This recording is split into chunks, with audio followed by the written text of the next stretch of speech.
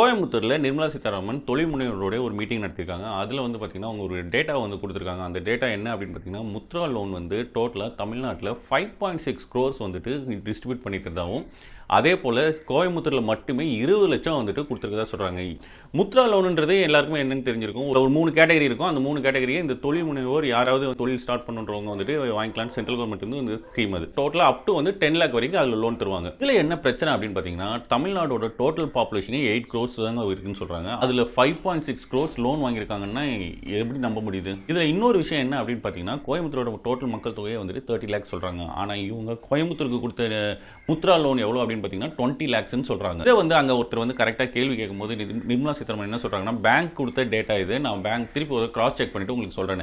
இந்த மாதிரி ஒரு பொதுவெளியில ஒரு டீடைல் வந்து கொடுக்குறீங்க அப்படின்னா கண்டிப்பா வந்துட்டு அதை கிராஸ் செக் பண்ணணும். ஏன்னா நீங்க இருக்கிற பதவி அந்த மாதிரியான ஒரு பதவின்றது என்னுடைய கருத்து. உங்களுடைய கருத்து என்னன்றது கமெண்ட் பண்ணுங்க.